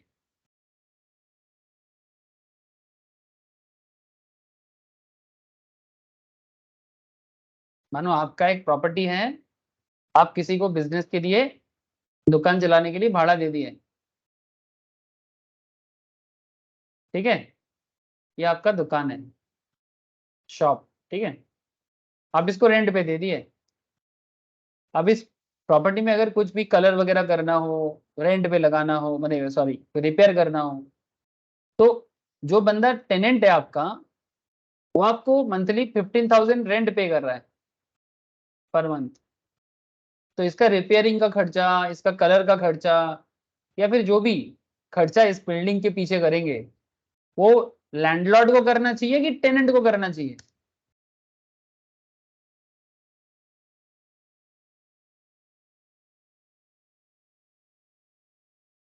अरे बोलो ना सर, जो भी समझ में आता है बोलो ना, चुप क्यों रह जाते हो?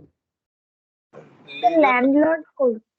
लैंडलॉर्ड को करना चाहिए ना sir, in general in general sense landlord को करना चाहिए, ठीक है, लेकिन लेकिन कई बार क्या होता है, लैंडलॉर्ड टेनेंट को बोल देता है कि देखो भाई छोटा मोटा खर्चा तुमको खुद कर लेना है, और जो टेनेंट है वो भी राजी होते हैं, ठीक है, बड़ा खर्चा अलग बात है, पूरा बिल्डिंग को ही तोड़ के करना है या फिर पूरा बिल्डिंग को कलर करना है, वो बड़ा खर्चा है, छोटा मोटा खर्चा टेनेंट खुद ले लेता है, इसीलिए यहाँ पर बोला कि तभी वो खर्चा allowed has under to bear the cost of repair the building and premises.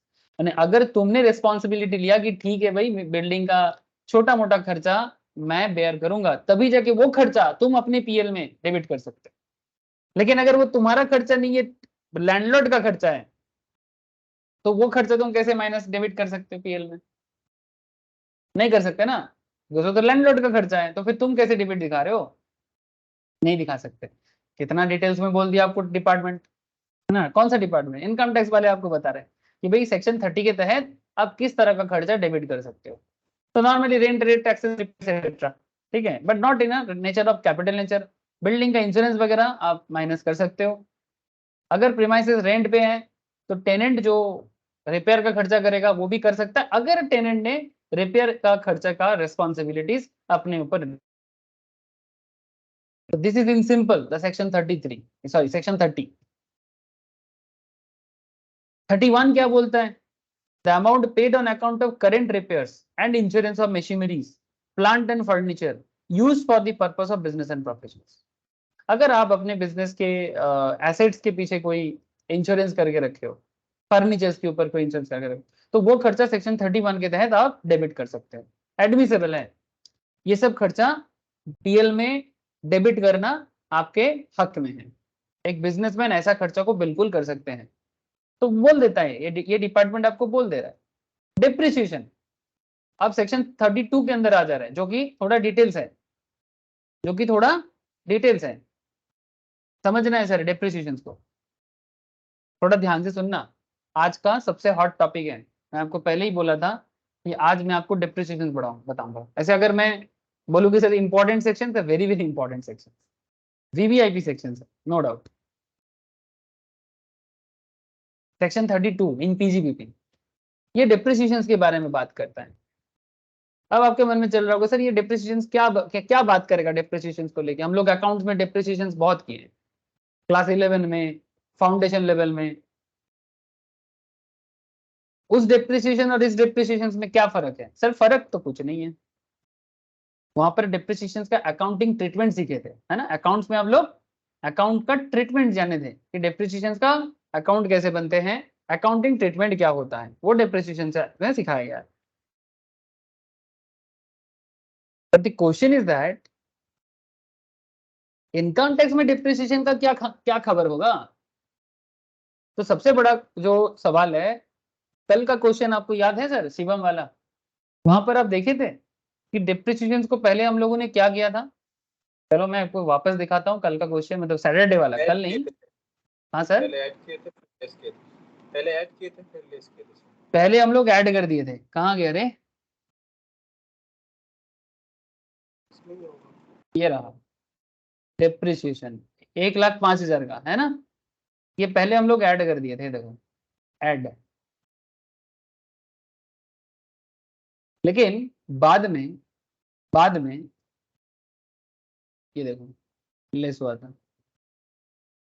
लेकिन ऐड हुआ था 1,05,000, ये अकाउंटिंग के हिसाब से है, ठीक है, और लेस हुआ था 66,000, ये टैक्स डिपार्टमेंट के हिसाब से। तो एक्चुअल में एडजस्टमेंट कितना हो गया, माने 1,05,000 मुझे ऐड करने के लिए बोला गया, बिकॉज वो अकाउंट्स के हिसाब से था, तो वो अलाउड नहीं किया था डिपार्टमेंट। फिर बाद में हमें 66,000 माइनस करने का मौका मिला, तो ओवरऑल इफेक्ट क्या पड़ा, 1,05,000 और 66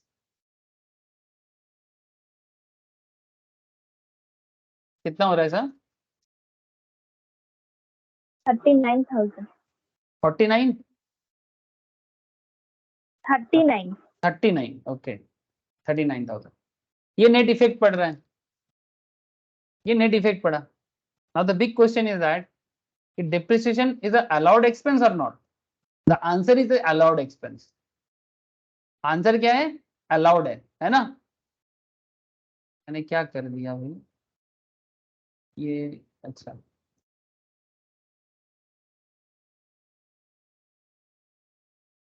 ठीक, डिप्रिसिएशन एक अलाउड खर्चा है कि डिसअलाउड खर्चा है? मतलब क्या एक बिजनेसमैन अपने पीएल में टैक्स डिपार्टमेंट के हिसाब से डिप्रिसिएशन का खर्चा को डिबेट कर सकता है? द आंसर इज यस, कर सकता है, but there are certain condition also, क्योंकि वो अकाउंट्स का डिप्रिसिएशन रेट नहीं मानते, वो अपना हिसाब बताते हैं। मतलब कहीं ना कहीं अकाउंटिंग डिपार्टमेंट के साथ इनकम टैक्स डिपार्टमेंट का थोड़ा सा क्या है, झगड़ा है क्या, आप जो भी समझो। तो depreciation is mandatorily allowable as deductions. अब डिप्रिसिएशन को क्लेम करने के लिए asset must be use for the purpose of business और प्रोफेशंस। जो एसेट का डिप्रिसिएशन आप चार्ज करोगे पीएल में, डेबिट करोगे, चार्ज करना मैंने डेबिट करना, ऐसे इनकम भी चार्ज होता है, ऐसे खर्चा भी चार्ज होता है, मैंने या तो डेबिट होगा या तो क्रेडिट होगा। तो अगर आप एसेट को बिजनेस एंड प्रोफेशंस में उसका डेप्रिसिएशन को माइनस करना चाहते हो, तो पहला बात है कि उसको बिजनेस में यूज करना पड़ेगा। सर अगर यूज नहीं हो रहा है तो फिर नहीं होगा, क्योंकि डेप्रिसिएशन कैलकुलेशन ही होता है पुट टू यूज से। पुट टू यूज माने जब से आप अपना मशीन यूज करना स्टार्ट किए हो। यहाँ पर नोट दिया है कि if the asset is acquired during the previous year and is put to use for less than 180 days, माने अगर आपने एसेट प्रीवियस ईयर, जैसे मानो करेंटली हमारा असेसमेंट ईयर क्या चल रहा है 23-24, और हमारा प्रीवियस ईयर है 22-23, है ना, तो 22-23 में अगर आपका एसेट 180 दिन से कम टाइम के लिए यूज हुआ है, तो उसमें डिप्रिसिएशन का जो रेट रहेगा वो 50% कम यूज किया जाएगा। Only 50% of the depreciation calculated at the rate prescribed will be allowed. अगर 180 डेज से कम दिन के लिए आपने एसेट को यूज किया, अगर मोर देन 180 डेज है तो फिर पूरा साल भर का, 180 डेज से ज्यादा होगा ना तो पूरा का पूरा डिप्रिसिएशन आपको अलाउड करेगा प्रीवियस ईयर में। ये कंडीशन है। The asset should be owned by the SSC. अच्छा, जिस एसेट का आप डिप्रिसिएशन चार्ज करोगे वो आपका ओनरशिप में होना चाहिए। माने भाड़ा हुआ एसेट का, अगर आपने कोई एसेट भाड़ा लेके कर रहा है, आपने अगर कोई मशीनरी रेंट पे लिया और उसका डिप्रिसिएशन चार्ज कर रहे हो, सर रेंट पे लिए तो रेंट चार्ज करोगे ना, रेंटेड एसेट का डिप्रिसिएशन नहीं होता है आपके लिए, क्योंकि डिप्रिसिएशन तो जिसका आप ओनर हो उसका होता है। अगर आप कोई एसेट ओन करते हो उसी का आप डिप्रिसिएशन दिखोगे, लेकिन अगर आप कोई एसेट भाड़ा पे लेते हो तो आप उसका डिप्रिसिएशन थोड़ी ना करोगे। जैसे जो लोग एक छोटा सा बात समझो, हम लोग एक बात कहते हैं कभी, अगर आप जैसे मैं तो कोलकाता में आने के बाद काफी दिनों तक रेंट पे रहा ना सर, तो जब मैं बचपन में कॉलेज लाइफ का बात कर रहा हूँ, बचपन नहीं, जब कॉलेज में रहता था तो रेंटेड प्रॉपर्टी था, है ना, पीजी, है ना, पीजी को हम लोग रेंट पे लिए थे। तो हम लोग 7-8 लड़का लोग ना एक पीजी को रेंट पे लेके रहते थे। तो लड़का लोगों का समझ ही रहे हो ना, ये लोग मतलब दूसरे को प्रॉपर्टी को अगर रेंट पे रखा है तो अपना नहीं समझता है, कुछ भी करता रहता है, गंदा करके रखता है। तो मैं एक दिन एक दोस्त को बोला कि भाई क्या कर रहा है, क्यों फालतू में इतना गंदा कर रहा है, सारा चीज को खराब क्यों कर रहा है, दीवार में फूटा कर रहा था, मतलब ऐसा ठोक ठाक कर रहा था। तो बोलते भाई तेरा प्रॉपर्टी है क्या, मेरे को बोलता है प्रॉपर्टी दूसरे का है, हम लोग ठोका ठोकी करके इसको खराब कर रहे हैं, उसका जाएगा हमारा क्या जाएगा। मतलब जब आप कोई प्रॉपर्टी रेंट पे लेते हो, आपको आप तो रेंट दे ही रहे हो, लेकिन आपको किस चीज का डर नहीं है, डेप्रिसिएशन का डर नहीं है। क्यों?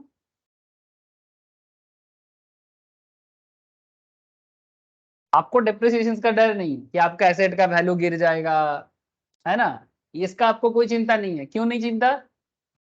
बिकॉज वो आपका है ही नहीं। बात समझ में आ रहा है कि नहीं आ रहा है? बोलो सर। अरे बात समझ में आया?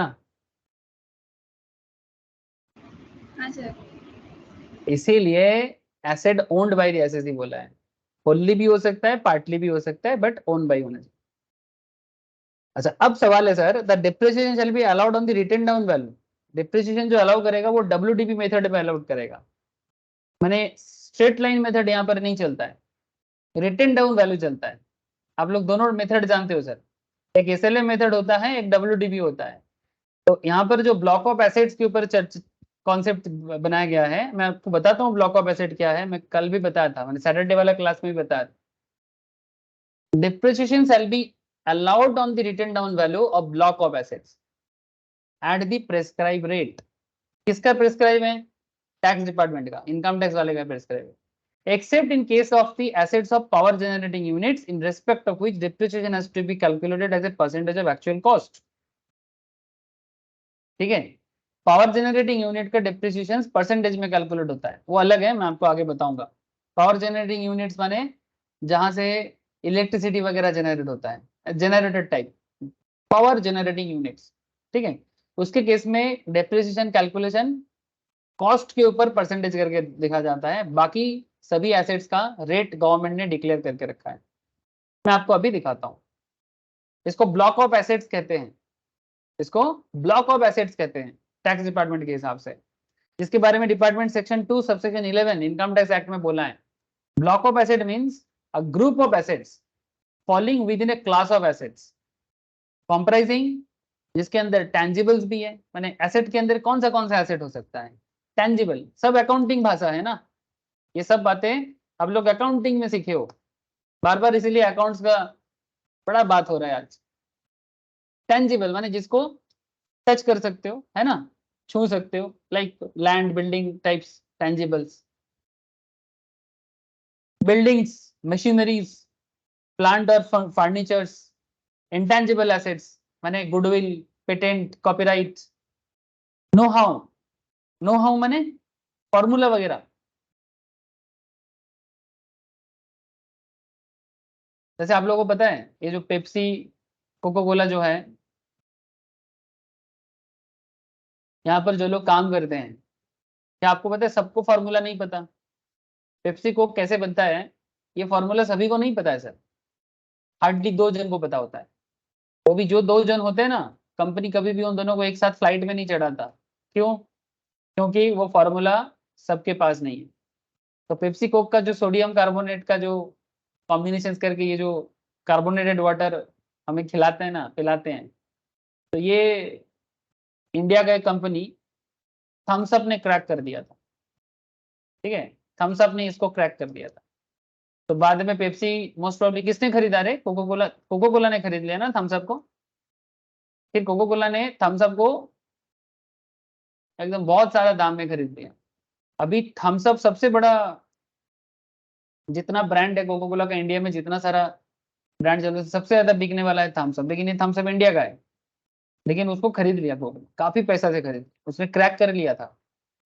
तो मैं कहना ये चाहता हूँ कि अगर आपके पास कोई स्पेशल फार्मूला वगैरह है ना, जिसके ऊपर बेस करके आपका कंपनी का मेन कॉन्सेप्ट चलता है, क्या है सर, एक पानी है तो पानी को इस तरह से बनाते हैं और लोगों को लगता है कि भाई क्या पी लिया, कोल्ड ड्रिंक्स जो भी हो, not a good for health obviously. तो intangible assets, know how, patents, copyrights. Patents किस चीज का होता है? पेटेंट पेटेंट होते हैं अगर आपका किसी चीज में राइट हो ना, या फिर ये भी एक्चुअली आविष्कार पे ही होता है, मैंने आपका डिस्कवरी है तो आप उस पर पेटेंट करा लेते हो कि भाई मैंने बनाया। किसी चीज को अगर आपने बनाया तो उसका पेटेंट बना लो, अगर आपको लगे कि ये चोरी हो सकता है। पेटेंट को लेके एप्पल और सैमसंग में तो सारा वर्ल्ड भर झगड़ा चलता है। मानो एप्पल ने अपने फोन में कोई फीचर्स लगाया, ठीक है, आईफोन ने, सैमसंग ने भी उसको लगा दिया। तो सैमसंग बोलेगा कि नहीं ये तो मैंने पहले बनाया, एप्पल बोलेगा नहीं ये तो मैंने पहले बनाया। फिर एप्पल यूएसए का है, सैमसंग कोरिया का है ना? तो कभी कोरियन कोर्ट में केस चलेगा, तो कभी यूएस कोर्ट में केस चलेगा। किसको लेके? पेटेंट को लेके। समय के साथ साथ ये सब पेटेंट वगैरह का भी वैल्यू कम हो जाता है। जैसे एक सिंपल चीज बोलते हैं, नोकिया का मोबाइल फोन 2006-7 के आसपास का अगर मैं टाइम पीरियड बताऊं आपको, उस टाइम का नोकिया और आज का नोकिया, नोकिया का डिस्कवरी तब भी था, नोकिया का डिस्कवरी आज भी है। बट आपको क्या लगता है कि नोकिया का पेटेंट का वैल्यू अभी ज्यादा है कि पहले ज्यादा था? क्या लगता है? सर पहले ज्यादा था। अभी अभी ऑब्वियसली कम कम हो गया होगा। हाँ सर, क्योंकि अभी नोकिया को उतना लोग नहीं पसंद करता है, जो मे बी 2006-7 में तो वो मार्केट लीडर था, इंडिया में तो मार्केट लीडर था। तो इसका मतलब आप समझ रहे हो, इंटेंजिबल एसेट्स भी डिप्रिशिएट होते हैं। I hope you understand. आपका फॉर्मूला एक समय में काफी वैल्यूएबल हुआ करता था, बट आज शायद उतना वैल्यू नहीं है। इवन पेप्सी कोको कोला का फॉर्मूला भी एक जमाने में जो वैल्यूएशंस बनाया था, आज उतना वैल्यूएशंस नहीं। तो कहीं ना कहीं डिप्रिशिएट होते हैं। पेटेंट, कॉपीराइट, कॉपीराइट सर जैसे मूवीज वगैरह का होता है। आ, आप अगर कोई किताब लिखते हो, बुक्स, उसका कॉपीराइट होते हैं। मैंने जो किताब आपने लिख लिया ना, वो किताब कोई और नहीं छाप सकता। जो मूवी आप बना लिए, वो मूवी कोई और नहीं आपके परमिशन के बिना नहीं डाल सकता कहीं पर भी। समझ रहे हो सर? कॉपीराइट क्लेम, ट्रेडमार्क, लोगो वगैरह होता है ना, बिजनेस का ट्रेडमार्क होता है ना, लाइसेंस, फ्रेंचाइज और एनी अदर बिजनेस और commercial rights of similar nature not being goodwill of A business और प्रोफेशन। गुडविल को छोड़ के बाकी हर चीज इंटेंजिबल्स के अंदर आ सकता है। In respect of which the same rate of depreciation is prescribed. Goodwill calculations का अलग हिसाब होते हैं जो अकाउंट्स में सिखाया जाता है। तो कहीं ना कहीं इंटेंजिबल एसेट्स में know how, patent, copyright, trademark, licence, franchise, ठीक है, कमर्शियल राइट्स एक्सेट्रा, ये सब का भी डिप्रिसिएशन होता है। मैं आपको अभी रेट दिखाता हूँ, रेट अभी दिखाता हूँ, और इसको कैलकुलेट करने का जो तरीका है, इसको मैं आपको एक काम करूंगा, फॉर्मेट बता के कोई फायदा नहीं है।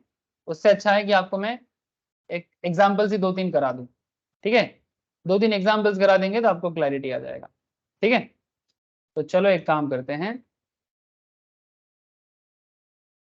डिप्रिसिएशन के बारे में आपको थोड़ा सा एग्जाम्पल्स करा देते हैं।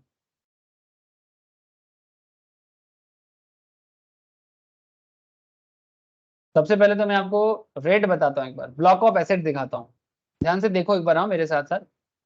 ये डिपार्टमेंट का है, tax department, income tax department का है। रेट्स ऑफ डिप्रिसिएशन दिखाई दे रहा है क्या? Hello,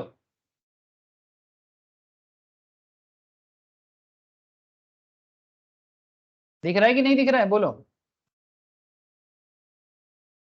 yes sir. Look at sir, income tax department last दिन का क्वेश्चन करने के टाइम पे आप लोग सोच रहे थे कि कहाँ से रेट आ गया, है ना सर? रेट याद रखना पड़ेगा क्या? हाँ सर, जरूरत में करना पड़ता है, ब्लॉक के हिसाब से याद रखना है। अब ब्लॉक ऑफ एसेट्स क्या है सर? डिपार्टमेंट ने ना क्या किया, टैक्स डिपार्टमेंट ने, इनकम टैक्स डिपार्टमेंट ने एसेट क्लास के ऊपर डिपेंड करके अलग अलग रेट डिसाइड कर दिया। मैं आपको बताता हूँ कि कैसा कैसा डिप्रिसिएशन रेट इन्होंने बनाया, जो आपको पढ़ाता भी है। तो सबसे पहले तो ब्लॉक ऑफ एसेट का डेफिनेशन दिया है सेक्शन 2 सबसेक्शन 11 में, as a group of asset following within a class of asset, जिसमें टेंजिबल्स एंड इंटेंजिबल्स का सेट होते हैं, ठीक है। और उसका परसेंटेज देख लो आप।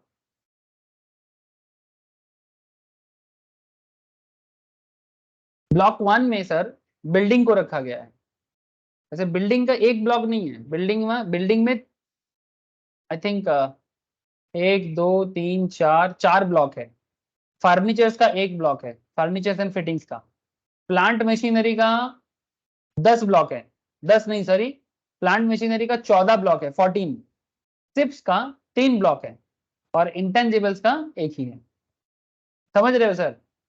माने बिल्डिंग का भी टाइप्स है, बिल्डिंग का भी टाइप्स है। जैसे जो घर हम लोग रेसिडेंशियल पर्पस में यूज करते हैं,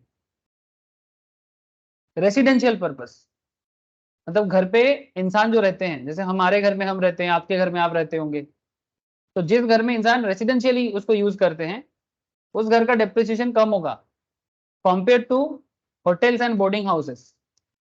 बोर्डिंग माने समझते हो ना, स्कूल का जो बोर्डिंग होते हैं, स्कूल का या सरकारी ऑफिसर्स का भी बोर्डिंग होते हैं सर, मेस बोलते हैं, मेस बोलते हैं, बोर्डिंग हाउस बोलते हैं, एक ही चीज है। होटल्स, उसका भी डेप्रिसिएशन ज्यादा होगा बिकॉज वो कॉमर्शियली यूज होते हैं और पब्लिक उसको अपना नहीं मानते होटल में जाके, बोर्डिंग हाउस में, जो आपको मैं बता रहा था। तो रेसिडेंशियल पर्पस का डेप्रिसिएशन है 5%। लॉजिक है नहीं? अरे लॉजिक है कि नहीं बोलो? लॉजिक माने क्यों कम है क्यों ज्यादा है? जो बिल्डिंग आप रेसिडेंशियल पर्पस में यूज नहीं करते, रेसिडेंशियल पर्पस में यूज नहीं करते और ब्लॉक 1 में उसको कवर नहीं किया गया और ब्लॉक 3 में भी नहीं है, ना तो ब्लॉक 1 का पार्ट है ना तो ब्लॉक 3 का पार्ट है। Building which are not used mainly for residential and not covered by this one and not covered by this one, ठीक है। तो ऐसा अगर कोई भी बिल्डिंग हो तो उसका 10%। अब आपके मन में चल रहा होगा सर ब्लॉक 1 तो समझ गए, but what is block 3? Building acquired on और आफ्टर 1 सितंबर 2002।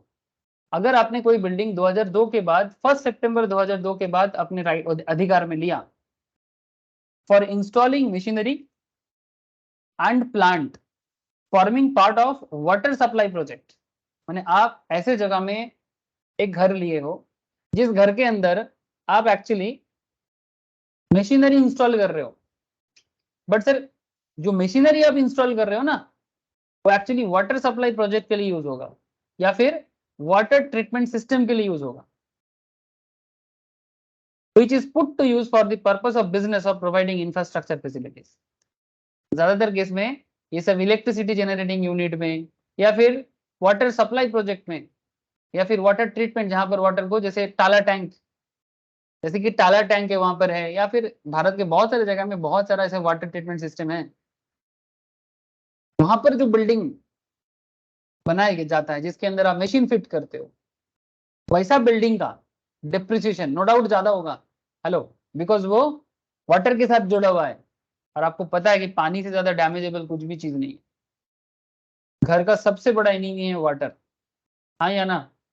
आप एक घर बनाते हो और उसका सबसे बड़ा क्या प्रॉब्लम है? पानी। अगर उसमें पानी जम जाता है ना, आपका घर का हालत खराब कर देगा, बहुत भयंकर डिप्रिशिएट करता है।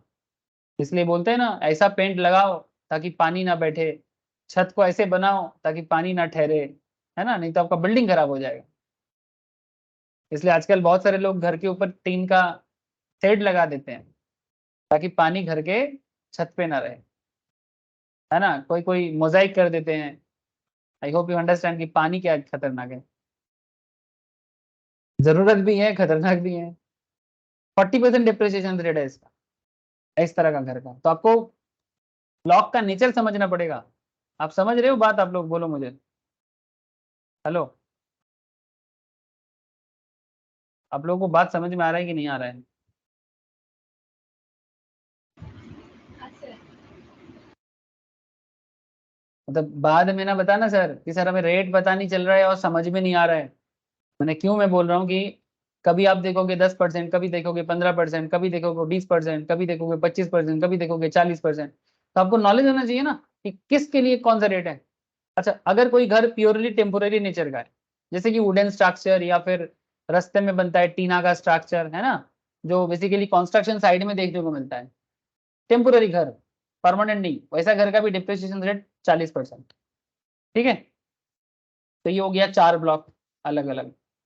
तो मिनिमम 5% जो रेसिडेंशियल है, जो ना तो रेसिडेंशियल है ना तो पानी में यूज होने वाला है, ऐसा घर जो है वो 10% का।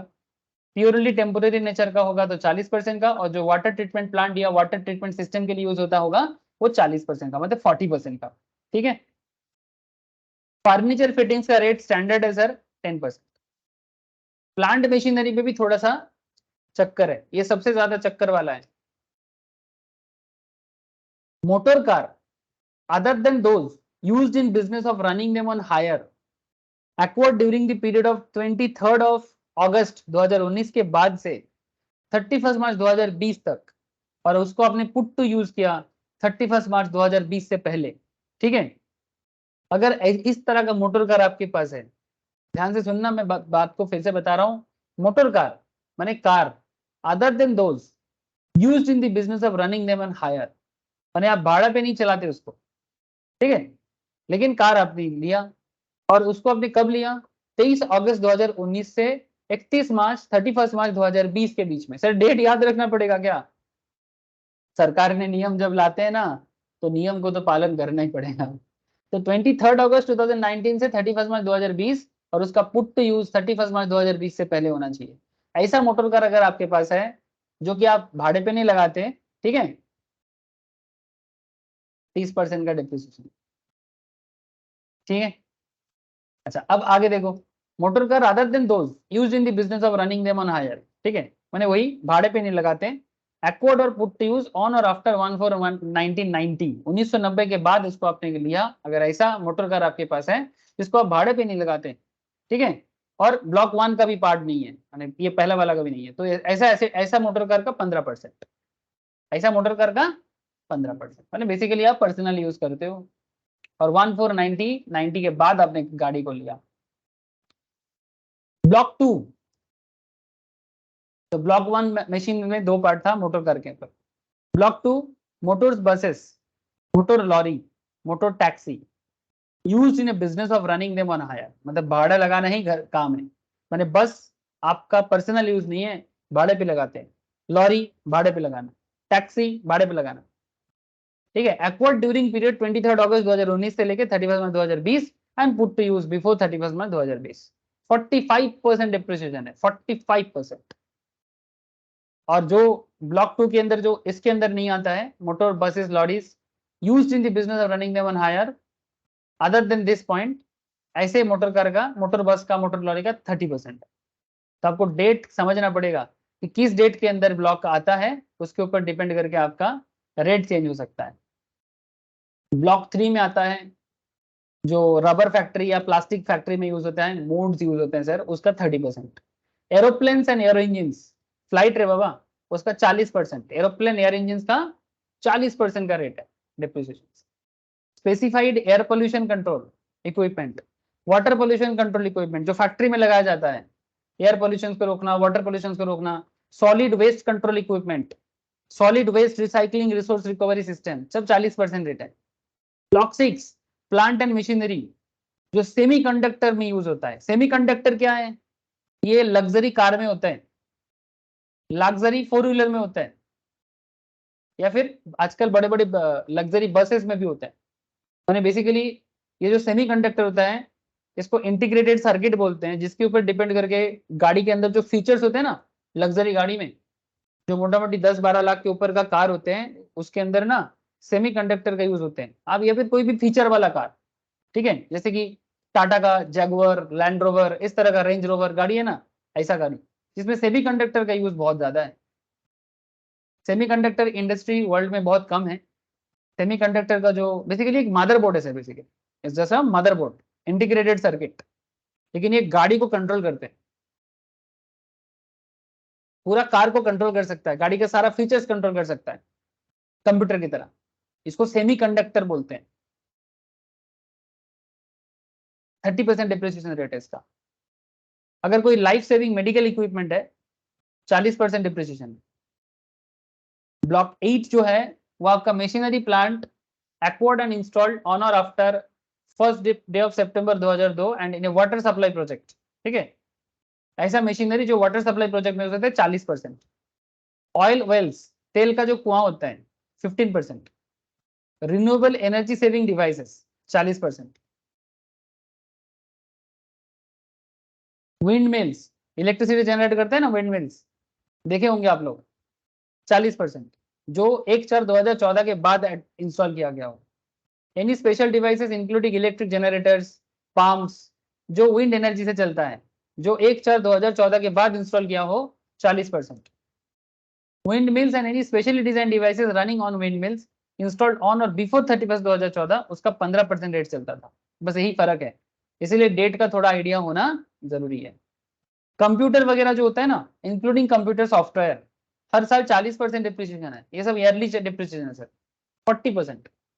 बुक्स, जो बुक्स होते हैं ना, बुक्स, इसमें क्या नहीं है बुक्स के अंदर, एनुअल पब्लिकेशंस और अदर देन एनुअल पब्लिकेशंस, मतलब कुछ मैगजीन टाइप का होता है ना उस तरह का, उसको छोड़ के जो प्रोफेशन चलाने के लिए किताबें, जैसे टैक्स प्रोफेशंस का, चार्टर्ड प्रोफेशंस का, मेडिकल प्रोफेशंस का, इंजीनियर प्रोफेशंस का, प्रोफेशनल किताबें जो होते हैं, ठीक है, जैसे इनकम टैक्स की किताब, अकाउंट्स का किताब, लॉ का, ऑडिट का, डॉक्टर मेडिकल का, इस तरह का, मतलब प्रोफेशनल बुक्स जो एक प्रोफेशनल का बहुत इंपॉर्टेंट दोस्त है, वैसा किताब 40% डिप्रिशिएट होता है। प्लांट मशीनरी, ये जनरल रेट है, अगर कुछ भी कहीं पे कुछ भी नहीं है तो ये रेट लगाना है, अगर कहीं पे कुछ भी नहीं बोला तो ये रेट लगाना है 15%।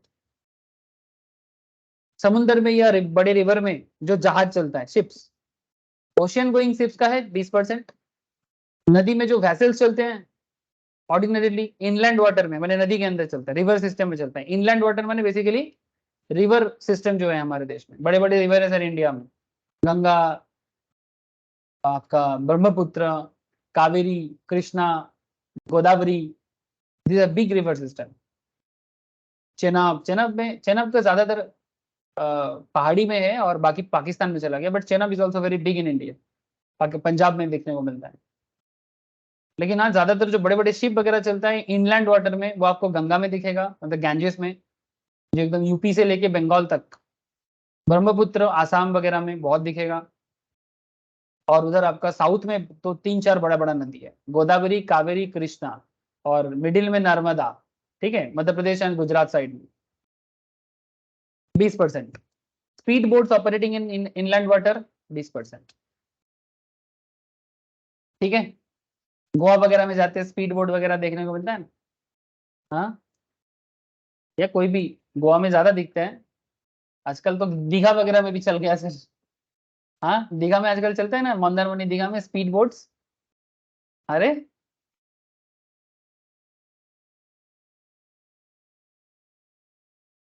अरे हाँ या ना, हम लोग कनेक्टेड हो या सब चले गए, बोलो।